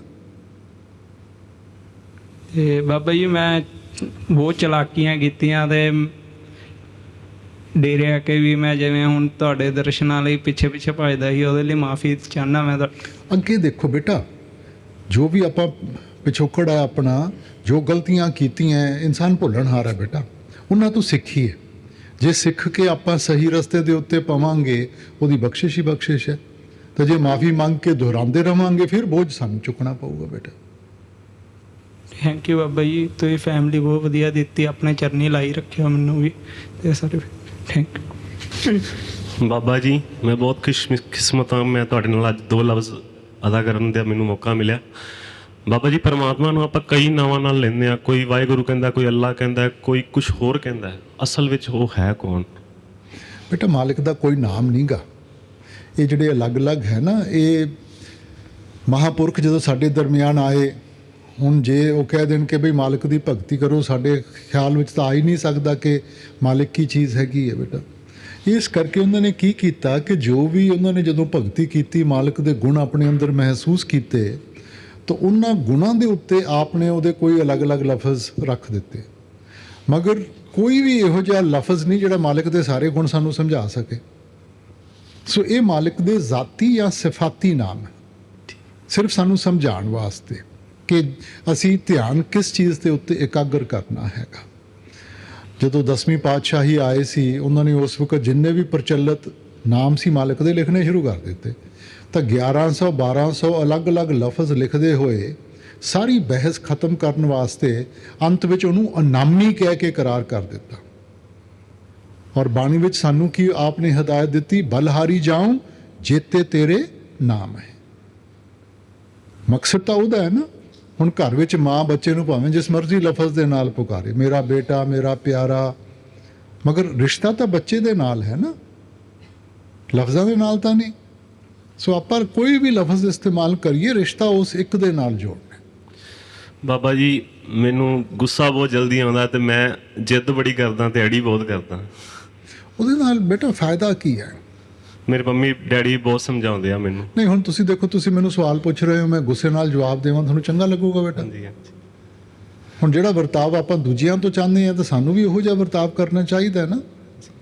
ਇਨਸਾਨ ਦੇ ਹੱਥ ਵਿੱਚ ਬਹੁਤ ਘੱਟ ਚੀਜ਼ਾਂ ਹੈ, ਮਗਰ ਇੱਕ ਚੀਜ਼ ਜੋ ਚੁਣ ਸਕਦਾ ਨਾ ਕਿ ਕਿਸ ਤਰਾਜ਼ੂ ਵਿੱਚ ਤੋਲਿਆ ਜਾਊਗਾ। ਜਿਹੜਾ ਵਰਤਾਵ ਤੁਸੀਂ ਦੂਜਿਆਂ ਦੇ ਨਾਲ ਕਰੋਗੇ, ਉਹੀ ਤੁਹਾਡੇ ਨਾਲ ਹੋਊਗਾ। ਤੇ ਜੇ ਸਾਡੇ ਨਾਲ ਵੀ ਮਾਲਿਕ ਗਿਲੇ ਸ਼ਿਕਵੇ ਕਰਨੇ ਸ਼ੁਰੂ ਕਰ ਦੇ, ਤਾਂ ਸਾਨੂੰ ਚੰਗਾ ਲੱਗੂਗਾ ਬੇਟਾ। ਫਿਰ ਸਾਨੂੰ ਵੀ ਪਿਆਰ ਦੇ ਨਾਲ ਚੱਲਣਾ ਚਾਹੀਦਾ। ਬਹੁਤ ਬਹੁਤ ਸ਼ੁਕਰਾਨਾ, ਸੇਵਾ ਦਾ ਮੌਕਾ ਦਿੱਤਾ। ਸਵਾਲ ਹੈ ਬਾਬਾ ਜੀ, ਦਰਸ਼ਨ ਕੀ ਨੇ? ਸ਼ੁਕਰ ਤਾਂ ਤੁਹਾਡੇ ਮੈਨੂੰ ਕਰਨੇ ਚਾਹੀਦੇ ਹੈ। ਕੰਮ ਤੁਸੀਂ ਕਰਦੇ ਹੋ, ਸੇਵਾ ਤੁਸੀਂ ਕਰਦੇ ਹੋ, ਸ਼ਾਬਾਸ਼ੀ ਮੈਨੂੰ ਮਿਲ ਜਾਂਦੀ ਹੈ। ਸ਼ਾਬਾਸ਼ੀ ਤਾਂ ਤੁਹਾਡੀ ਹੈ ਸਾਰਿਆਂ ਦੀ ਬੇਟਾ। ਬਾਬਾ ਜੀ, ਸਵਾਲ ਹੈ ਦਰਸ਼ਨ ਕੀ ਨੇ ਅਸਲ 'ਚ? ਬੇਟਾ ਦਰਸ਼ਨ ਆਪਣੇ ਵੱਸ ਦੀ ਗੱਲ ਨਹੀਂ, ਆਪਾਂ ਸਿਰਫ ਦੇਖ ਸਕਦੇ ਹਾਂ। ਦਰਸ਼ਨ ਉਹ ਦਿੰਦਾ ਹੈ ਜਦੋਂ ਪਿਆਰ ਦਾ ਰਿਸ਼ਤਾ ਜੁੜ ਜੇ ਨਾ, ਜੋ ਉਹ ਦਿੰਦਾ ਹੈ ਉਹ ਦਰਸ਼ਨ ਹੁੰਦੇ। ਆਪਾਂ ਨਹੀਂ ਲੈ ਸਕਦੇ ਦਰਸ਼ਨ। ਦਰਸ਼ਨ ਬੇਟਾ ਤੁਸੀਂ ਦੇਖੋਗੇ ਕਿ ਮਾਂ ਕਈ ਵਾਰੀ ਨਾ ਆਪਣੇ ਬੱਚੇ ਨੂੰ ਦੇਖਦੀ ਦੇਖਦੀ ਇੰਨੀ ਮਸਤ ਹੋ ਜਾਂਦੀ ਹੈ ਕਿ ਉਹਨੂੰ ਸੁੱਧ ਬੁੱਧ ਨਹੀਂ ਰਹਿੰਦੀ। ਘੰਟੀ ਵੱਜੀ ਜਾਂਦੀ ਹੈ, ਟੈਲੀਫੋਨ ਵੱਜਿਆ ਜਾਂਦਾ, ਜੋ ਵੀ ਹੈ, ਉਹ ਮਾਂ ਮਸਤ ਹੈ ਬੱਚੇ ਨੂੰ ਦੇਖਦੀ ਦੇਖਦੀ। ਉਹਨੇ ਆਪਣੀ ਸੁੱਧ ਬੁੱਧ ਖੋ ਕੇ ਬੈਠੀ ਹੈ। ਸੋ ਜਦੋਂ ਆਪਾਂ ਆਪਣੀ ਸੁੱਧ ਬੁੱਧ ਖੋ ਕੇ ਦੇਖਾਂਗੇ, ਉਹ ਦਰਸ਼ਨ ਹੋਣਗੇ ਬੇਟਾ। ਹੁਣ ਇਸ ਵਕਤ ਸਿਰਫ ਆਪਾਂ ਦੇਖਦੇ ਹਾਂ, ਇਹ ਇੱਕ ਅਵਸਥਾ ਹੈ ਦਰਸ਼ਨਾਂ ਦੀ। ਜਦੋਂ ਆਪਾਂ ਉਸ ਅਵਸਥਾ ਵਿੱਚ ਪਹੁੰਚਾਂਗੇ ਤਾਂ ਦਰਸ਼ਨ ਹੋਣਗੇ, ਨਾ ਕਿ ਸਿਰਫ ਦੇਖਣ ਦੇ ਨਾਲ। ਆਪਾਂ ਤਾਂ ਆਮ ਜੇ ਦੇਖ ਲਿਆ ਅੱਜ ਦਰਸ਼ਨ ਹੋ ਗਏ। ਇਹ ਸ਼ੁਰੂਆਤ ਹੈ ਬੇਟਾ। ਅਸਲ ਦਰਸ਼ਨ ਹੈ ਕਿ ਜਦੋਂ ਉਸ ਅਸਲ ਪਿਆਰ ਵਿੱਚ ਆਪਾਂ ਦੇਖੀਏ। ਰਾਸ ਬਾਬਾ ਜੀ, ਅਸੀਂ ਵੱਡੇ ਮਹਾਰਾਜ ਜੀ ਤੋਂ ਉਦੋਂ ਦੇ ਸੇਵਾ ਤੇ ਆ ਰਹੇ ਹਾਂ ਤੇ ਸਾਰਾ ਪਰਿਵਾਰ ਬਾਬਾ ਜੀ ਸੇਵਾ ਤੇ ਲੱਗਾ ਹੋਇਆ ਵਾ ਤੇ ਬੱਚੇ ਵੀ ਆਏ ਹੋਏ ਨੇ। ਤੇ ਬਾਬਾ ਜੀ ਮੈਂ ਨਾ ਜਦੋਂ ਮੈਂ ਪੇੜੇ ਬਣਾਉਂਦੀ ਹਾਂ ਨਾ, ਬਾਬਾ ਜੀ ਮੇਰੇ ਨਾਲ ਦਵਾਈ ਅਲਰਜੀ ਕਰ ਗਈ ਆ ਹੱਥ ਤੇ ਬਾਬਾ ਜੀ ਜਦੋਂ ਮੈਂ ਪੇੜੇ ਬਣਾਉਂਦੀ ਹਾਂ ਤੇ ਮੈਨੂੰ ਕਹਿੰਦੇ ਤੂੰ ਪੇੜੇ ਨਾ ਬਣਾ। ਤੇ ਜਦੋਂ ਮੈਂ ਸਬਜ਼ੀਆਂ ਕੱਟਦੀ ਹਾਂ ਤੇ ਮੈਨੂੰ ਕਹਿੰਦੇ ਸਬਜ਼ੀ। ਤੇ ਬਾਬਾ ਜੀ ਮੈਂ ਅਸੀਂ ਸੇਵਾ ਤੋਂ ਬਿਨਾਂ ਤਾਂ ਰਹਿ ਨਹੀਂ ਸਕਦੇ। ਨਹੀਂ ਬੇਟਾ, ਤੁਸੀਂ ਦੱਸੋ ਅਸੀਂ ਕੀ ਕਰੀਏ? ਨਹੀਂ ਪਹਿਲੀ ਗੱਲ ਤਾਂ ਇਹ ਹੈ ਨਾ ਕਿ ਸੇਵਾ ਕੋਈ ਵੱਡੀ ਨਹੀਂ ਹੁੰਦੀ, ਕੋਈ ਛੋਟੀ ਨਹੀਂ ਹੁੰਦੀ ਬੇਟਾ। ਸੇਵਾ ਹੁੰਦੀ ਹੈ, ਭਾਵੇਂ ਸਤਸੰਗ ਕਰਨ ਦੀ ਸੇਵਾ ਹੈ ਤਾਂ ਭਾਵੇਂ ਜੁੱਤੀਆਂ ਸਾਫ਼ ਕਰਨ ਦੀ ਸੇਵਾ, ਸਾਰੀਆਂ ਇੱਕੋ ਜਿਹੀਆਂ। ਠੀਕ ਹੈ, ਮਗਰ ਨਾਲ ਆਪਾਂ ਇਹ ਵੀ ਦੇਖਣਾ ਹੈਗਾ, ਜੇ ਹੱਥਾਂ ਤੇ ਦਵਾਈ ਲੱਗੀ ਵੀ ਹੈ ਤਾਂ ਆਪਾਂ ਥੋੜ੍ਹਾ ਜਿਹਾ ਦੇਖ ਕੇ ਚੱਲਣਾ ਹੈ ਨਾ। ਤਾਂ ਹੋਰ ਕੋਈ ਸੇਵਾ ਜਿਹਦੇ ਵਿੱਚ ਸਾਨੂੰ ਕੀ ਕਹਿੰਦੇ ਆ, ਰੋਟੀ ਖਾਣ ਵਾਲੀਆਂ ਚੀਜ਼ਾਂ ਨਾਲ ਨਾ ਹੱਥ ਲਾਣੇ ਪੈਣ, ਉਹ ਜੀ ਕਰ ਲਓ ਬੇਟਾ। ਇਹੋ ਜਿਹੀ ਵੀ ਉਹਦੇ 'ਚ ਕੋਈ ਫਰਕ ਨਹੀਂ ਗਾ। ਸੇਵਾ ਕਰੋ, ਜ਼ਰੂਰ ਕਰੋ, ਮਗਰ ਥੋੜ੍ਹਾ ਜਿਹਾ ਆਪਾਂ ਇhtiyat ਵਰਤ ਲਈਏ। ਬਾਬਾ ਜੀ ਮੇਰੀ ਨਾ ਬੇਟੀ ਵਿਆਹ ਕਰਨ ਵਾਲੀ ਆ ਤੇ ਬੜੇ ਰਿਸ਼ਤੇ ਲਗਾਏ ਹੋਏ ਨੇ, ਇੱਧਰ ਉੱਧਰ ਲਗਾਉਂਦੇ ਆ ਬਾਬਾ ਜੀ, ਕਿਤੇ ਲੱਗਦਾ ਨਹੀਂ ਆ, ਬੜੇ ਪਰੇਸ਼ਾਨ ਆ। ਘਬਰਾਉਣਾ ਨਹੀਂ ਬੇਟਾ, ਜਿੱਥੇ ਸੰਜੋਗ ਲਿਖਿਆ ਆਪਣੇ ਆਪ ਮਾਲਿਕ ਕਰਾਊਗਾ। ਜਲਦਬਾਜ਼ੀ ਨਾ ਕਰੋ, ਔਰ ਫਿਕਰ ਦੇ ਨਾਲ ਬੇਟਾ ਕੋਈ ਹੱਲ ਤਾਂ ਨਹੀਂ ਮਿਲਦਾ। ਫਿਕਰ ਨਾਲ ਬੋਝ ਹੀ ਵੱਧਦਾ। ਫਿਕਰ ਨਹੀਂ ਕਰਨਾ, ਥੋੜ੍ਹਾ ਜਿਹਾ ਤਹੰਬਲ ਦੇ ਨਾਲ ਚੱਲੋ। ਜਿੱਥੇ ਮਾਲਿਕ ਨੇ ਆਦਮ ਜਾਨ ਲਿਖਿਆ ਉੱਥੇ ਜ਼ਰੂਰ ਹੋਊਗਾ। ਬਾਬਾ ਜੀ ਸਾਰੇ ਪਰਿਵਾਰ ਨੂੰ ਸੇਵਾ ਨਾਲ ਲਾਈ ਰੱਖਿਓ, ਦਇਆ ਮਿਹਰ ਕਰਿਓ ਮਾਲਕਾ। ਤੁਸੀਂ ਹੋ ਬਾਬਾ ਜੀ, ਤੁਹਾਡਾ ਲੱਖ ਲੱਖ ਸ਼ੁਕਰ ਹੈ ਕਿ ਤੁਸੀਂ ਸਾਨੂੰ ਇੱਥੇ ਲਿਆਂਦਾ ਹੋ। बाबा जी, क्या एक जिज्ञासु सेवा, सत्संग या बाहरी दर्शनों से बिना भजन के उस मंजिले मकसूद तक पहुंच सकता है? नहीं। शब्द कर्म की रेख कटाए, शब्द शब्द से जाई मिलाए। वो ताकत सिर्फ शब्द में है। जो आपकी बाहर की सेवा है ना, ये तो वातावरण बनाने के लिए है। अब वातावरण बना के अगर आपने उसको सही तरीके से चैनलाइज नहीं किया, शब्द नहीं सुना, तो बेटा कर्म नहीं खत्म होंगे। बाबा जी, कई बार ऐसा लगता है कि मैं एक ऐसी जगह पहुंच गया हूं, उसके आगे बहुत संकरी कोई रास्ता है और थोड़ी घबराहट सी होने लग जाती है कि वहाँ जाऊंगा तो सफोकेशन ना हो जाए, तो एकदम उठ बैठता हूँ और फिर ज़्यादा टाइम सिमरन में ही देता हूँ। मैं कहता हूँ कि बेटा देखो, भजन सिमरन में ना परख नहीं करनी चाहिए। परख करेंगे, परख मन से आती है। मन को बीच में ले आएंगे तो ख्याल तो अपने आप नीचे की तरफ आना शुरू हो गया। सो जब आप भजन सिमरन में बैठते हैं, उससे जितना आनंद ले सकें उतना आनंद लें, और फिर मालिक खुद साथ देगा, मालिक खुद आपको आगे लेके जाएगा। परखों में मत पड़ेगा। परख करेंगे, आप चुनेंगे, फिर जिम्मेवारी आपकी बनेगी। और अगर आपने सब कुछ उसके ऊपर छोड़ दिया, वो तो गलती नहीं करता ना। बाबा जी, मेरी बेटी, बेटे, वाइफ और मुझ पे जैसी दया कर रहे हैं वैसी करते रहे। राधा ਰਾਸਮ ਬਾਬਾ ਜੀ, ਮੈਂ ਇਹ ਤੁਹਾਡਾ ਬਹੁਤ ਬਹੁਤ ਸ਼ੁਕਰ ਕਿ ਤੁਸੀਂ ਸਾਡੇ ਸਾਰੇ ਪਰਿਵਾਰ ਨੂੰ ਇਹ ਸੇਵਾ ਦਾ ਮੌਕਾ ਬਖਸ਼ਿਆ ਬਾਬਾ ਜੀ।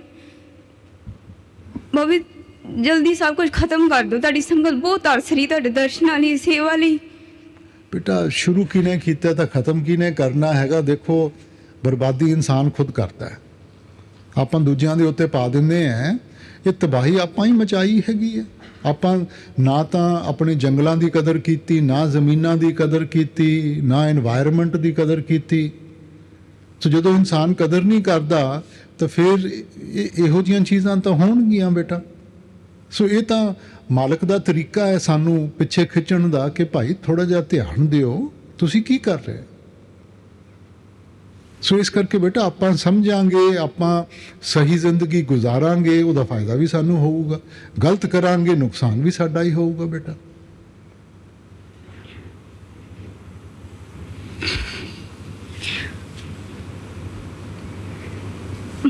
ਭੁੱਲ ਗਈ, ਇਹ ਪਰਚੀਆਂ ਨਹੀਂ ਹਟਦੀਆਂ। ਬਾਬਾ ਜੀ ਮੇਰੇ ਪਾਪਾ ਨਹੀਂ ਆ, ਪਰ ਤੁਸੀਂ ਸਾਨੂੰ ਇੰਨਾ ਪਿਆਰ ਦਿੱਤਾ, ਹਮੇਸ਼ਾ ਆਪਣੀ ਗੋਦ 'ਚ ਰੱਖਿਆ। ਬਾਬਾ ਜੀ ਇੱਦਾਂ ਹੀ ਆਪਣਾ ਪਿਆਰ ਬਣਾਈ ਰੱਖਿਓ, ਅਤੇ ਆਉਣ ਵਾਲੇ ਸਮੇਂ 'ਚ ਬਾਬਾ ਜੀ ਜ਼ਿੰਦਗੀ ਦੇ ਸਮੇਂ ਅੱਗੇ ਕਦੀ ਇੱਦਾਂ ਦਾ ਨਾ ਹੋਵੇ ਕਿ ਤੁਹਾਡੇ ਤੋਂ ਵਿਛੋੜਾ ਹੋ ਜਾਏ। ਬਾਬਾ ਜੀ ਬੇਟਾ ਵਿਸ਼ਵਾਸ ਵਿੱਚ ਬਹੁਤ ਤਾਕਤ ਹੈ। ਜੇ ਆਪਾਂ ਵਿਸ਼ਵਾਸ ਰੱਖਾਂਗੇ ਨਾ, ਉਹਦੇ ਭਾਣੇ 'ਚ ਰਵਾਂਗੇ, ਉਹ ਹਰ ਇੱਕ ਘੜੀ ਵਿੱਚ ਸਾਡਾ ਸਾਥ ਨਿਭਾਊਗਾ ਬੇਟਾ।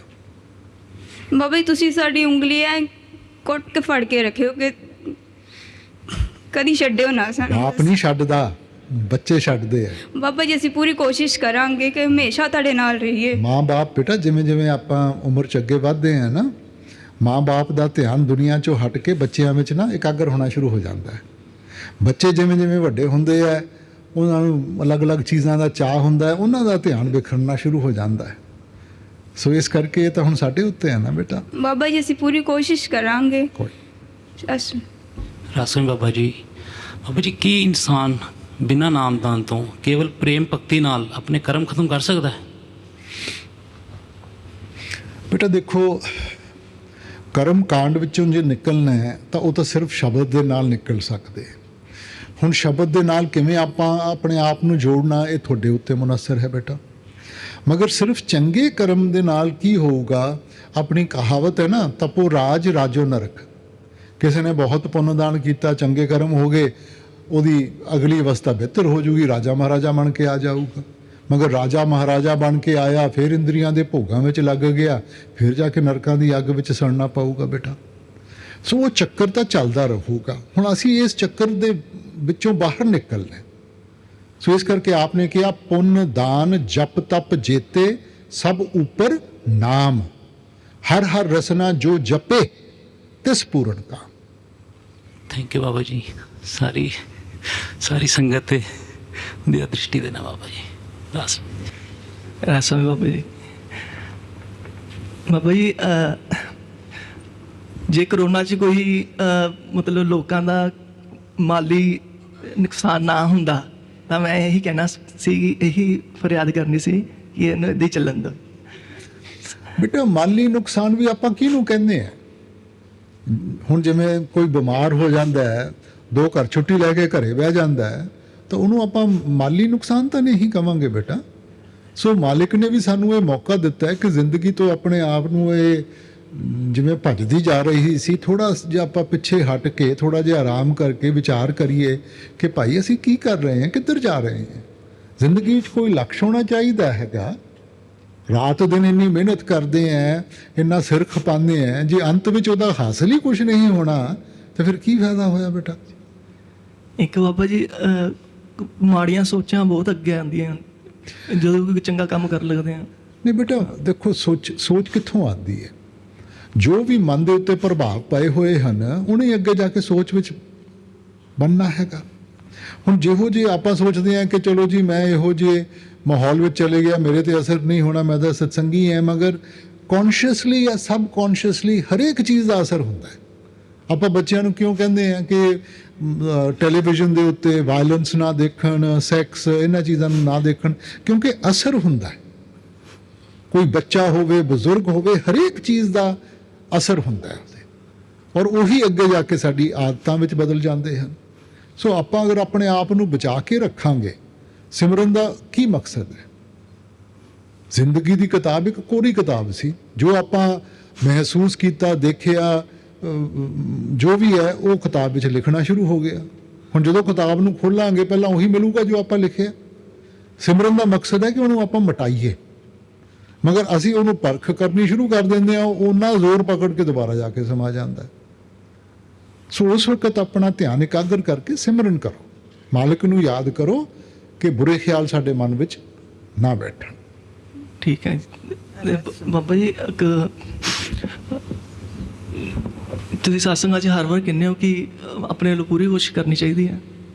ਹਾਂਜੀ, ਸਿਮਰਨ ਵਾਸਤੇ ਆਪਣੇ ਵਾਸਤੇ ਵਿੱਚ ਹੋਰ ਹੈ ਕਿ ਨਤੀਜਾ ਤਾਂ ਆਪਣੇ ਹੱਥ ਵਿੱਚ ਨਹੀਂਗਾ। ਆਪਣੇ ਹੱਥ ਵਿੱਚ ਤਾਂ ਕੋਸ਼ਿਸ਼ ਹੀ ਹੈ, ਹਾਂਜੀ, ਨਤੀਜਾ ਤਾਂ ਉਹਦੇ ਹੱਥ ਵਿੱਚ ਹੈ ਬੇਟਾ। ਬਾਬਾ ਜੀ ਅਸੀਂ ਪੂਰੀ ਕੋਸ਼ਿਸ਼ ਕਰਾਂਗੇ, ਵਿੱਚੋਂ ਹੱਥ ਰੱਖਣਾ ਜੀ। ਨਹੀਂ, ਜੇ ਆਪਾਂ ਆਪਣੀ ਜ਼ਿੰਮੇਵਾਰੀ ਨਿਭਾਵਾਂਗੇ ਉਹ ਆਪਣੀ ਨਿਭਾਊਗਾ ਬੇਟਾ।